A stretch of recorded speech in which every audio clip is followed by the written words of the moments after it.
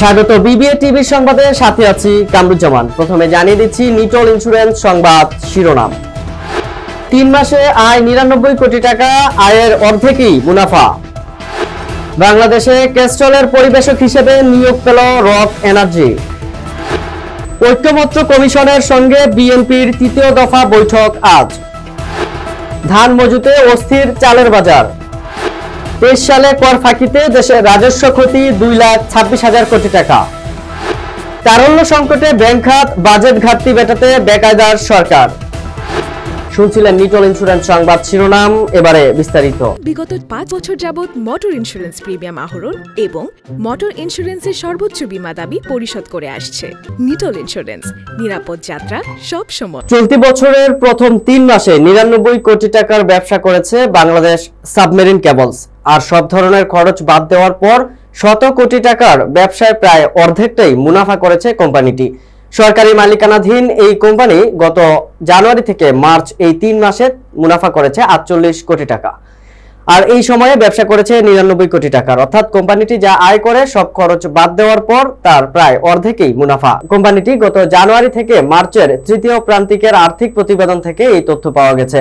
গতকাল সোমবার কোম্পানিটির পরিচালনা পর্ষদের সভায় এই প্রতিবেদন অনুমোদন করা হয়। আর শেয়ার বাজারে তালিকাভুক্ত কোম্পানি হিসেবে নিয়ম অনুযায়ী আর্থিক প্রতিবেদনের এইসব তথ্য স্টক এক্সচেঞ্জের মাধ্যমে বিনিয়োগকারীদের জানানো হয়েছে। দেশের প্রধান শেয়ার বাজার ঢাকা স্টক এক্সচেঞ্জে দেওয়া কোম্পানিটির তথ্য অনুযায়ী চলতি বছরের প্রথম 3 মাসে কোম্পানিটির মুনাফা আগের বছরের একই সময়ের চেয়ে 7.5 কোটি টাকার বেশি বা প্রায় 19% বেড়েছে। 2024 সালের প্রথম 3 মাসে কোম্পানিটি মুনাফা করেছিল 40 কোটি 45 লাখ টাকা, অথচ এই সময়ের ব্যবধানে কোম্পানিটির আয় বা ব্যবসা বেড়েছে 2.25 কোটি টাকা বা 2.2% মতো। রক এনার্জি লিমিটেডকে পরিবেশক হিসেবে নিয়োগ দিয়েছে লুব্রিক্যান্ট ব্র্যান্ড ক্যাস্ট্রল। এর ফলে দেশের বাজারে ক্যাস্ট্রলের পণ্য আরো সহজে পাওয়া যাবে বলে আশা করা যাচ্ছে। বাংলাদেশ ক্যাস্ট্রলের যাত্রা শুরু হয় 2001 সালে। দীর্ঘ সময় ধরে এই ব্র্যান্ড এখনকার গ্রাহকদের আস্থা অর্জন করেছে। সংশ্লিষ্ট ব্যক্তিরা মনে করছেন রক এনার্জির সঙ্গে এই অংশীদারি গুরুত্বপূর্ণ পদক্ষেপ। তেল ও গ্যাস ব্যবসায় রক এনার্জি 3 দশকের বেশি অভিজ্ঞতা রয়েছে। ক্যাস্ট্রল সাউথ এশিয়ার ভাইস প্রেসিডেন্ট কেদার লেলে এই বিষয়ে বলেন, রক এনার্জির সঙ্গে আমরা ক্যাস্ট্রল সরাসরি বিতরণের ক্ষেত্র আরো সম্প্রসারিত করতে চাই। এর মাধ্যমে গ্রাহকদের সঙ্গে যোগাযোগ আরো নিবিড় হবে এবং বাংলাদেশ ক্যাস্ট্রল ব্র্যান্ড আরো শক্তিশালী অবস্থানে পৌঁছবে। রক এনার্জি লিমিটেডের ব্যবস্থাপনা পরিচালক তানজিম চৌধুরী বলেন, ক্যাস্ট্রলের মতো বিশ্বস্ত লুব্রিক্যান্ট ব্র্যান্ডের সঙ্গে যুক্ত হতে পেরে আমরা অত্যন্ত আনন্দিত। এই চুক্তির মাধ্যমে গ্রাহকদের আরো উন্নত মানের পণ্য সরবরাহ করতে সক্ষম হব। একই সঙ্গে জ্বালানি সরবরাহ ব্যবস্থায় আমাদের অবস্থান আরো শক্তিশালী হবে।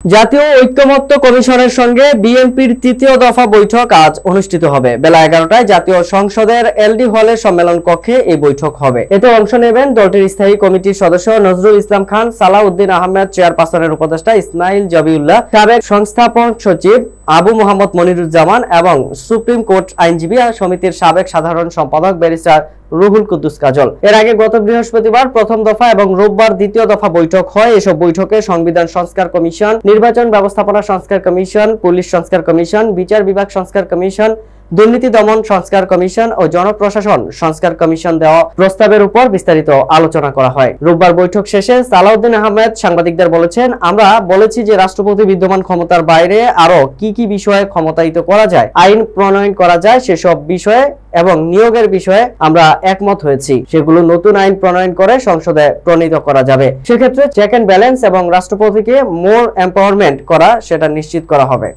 মৌসুমী ব্যবসায়ীদের একচেটিয়া ধান মজুতের প্রভাবে এবার নতুন করে চালের বাজারে অস্থিরতা দেখা দিয়েছে। আমন মৌসুমে কৃষকদের কাছ থেকে মন প্রতি 1100 টাকায় ধান কিনে ছোট ছোট গুদামে মজুত করে কয়েক মাস পর সেই ধান 1600 থেকে 1700 টাকায় বিক্রির টার্গেট নেয় চক্রটি। ফলে কৃষক পর্যায়ে সরবরাহ কমায় মিল পর্যায়ে বাড়তে শুরু করে চালের দাম। এর প্রভাব পড়ে পাইকারি বাজারে। খেসারত হিসেবে খুচরা বাজারেও চালের মূল্য বাড়ছে হু হু করে। চালে এই বাড়তি খরচের মাসুল গুনতে হচ্ছে দেশের সব মানুষকে। এখন গরিবের মোটা চাল কিনতে কেজি প্রতি খরচ হচ্ছে 60 থেকে 62 টাকা। এতে বিপদে পড়ছেন নিম্ন আয় ও খেটে খাওয়া মানুষ। অপরদিকে খুচরা বাজারে মিনিকেট ও নাজির শাইল কেজি ঠেকেছে 90 থেকে 96 টাকায়।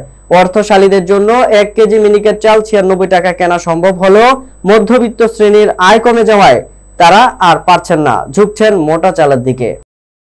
সেন্টার ফর পলিসি ডায়ালগের এক গবেষণায় দেখা গেছে কর ফাঁকির কারণে 2023 সালে বাংলাদেশ আনুমানিক 2,26,236 কোটি টাকা রাজস্ব হারিয়েছে। সোমবার সিপিডির কার্যালয়ে বাংলাদেশের উত্তরণে কর্পোরেট আয়কর সংস্কার বিষয়ক ব্রিফিং এ তথ্য তুলে ধরা হয়। সিপিডির গবেষণা বলছে এর মধ্যে প্রায় 50% হারিয়েছে কর্পোরেট কর ফাঁকির কারণে। 2023 সালে কর্পোরেট কর ফাঁকির পরিমাণ দাঁড়াবে প্রায় 1,13,118 কোটি টাকা। গবেষণায় দেখা গেছে 2011 সাল থেকে কর ফাঁকির পরিমাণ বেড়েছে। 2012 সালে তা বেড়ে দাঁড়ায় 96,503 কোটি টাকা এবং 2015 সালে তা 1,33,673 কোটি টাকায় পৌঁছায়।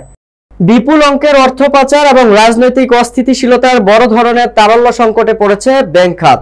এতে ঋণের যোগান দিতে রীতিমতো হিমশিম খাচ্ছে ব্যাংকগুলো। এমন পরিস্থিতিতে চলতি বাজেটের ঘাটতি মেটাতে চাপের মুখে পড়েছে সরকার। বিদ্যমান আর্থিক সংকট মোকাবেলায় বিদেশি ঋণের উপর নির্ভরতা বাড়ানোর সিদ্ধান্ত নেওয়া হয়েছে। পাশাপাশি ব্যাংক ঋণের লক্ষ্যমাত্রা কমিয়ে সংশোধিত বাজেট চূড়ান্ত অনুমোদন দিয়েছে সরকারের অর্থনৈতিক কোঅর্ডিনেশন কাউন্সিলের বৈঠকে। আরো জানা যায়, সম্প্রতি অনুষ্ঠিত ওই বৈঠকের সিদ্ধান্ত অনুযায়ী অর্থ সংকট মোকাবেলায় চলতি সংশোধিত বাজেটে ব্যাংক ঋণের লক্ষ্যমাত্রা থেকে 38,500 কোটি টাকা কমানো হয়েছে। সংবাদ শেষ করব, যাওয়ার আগে শিরোনামগুলো জানিয়ে দিচ্ছি আরো একবার।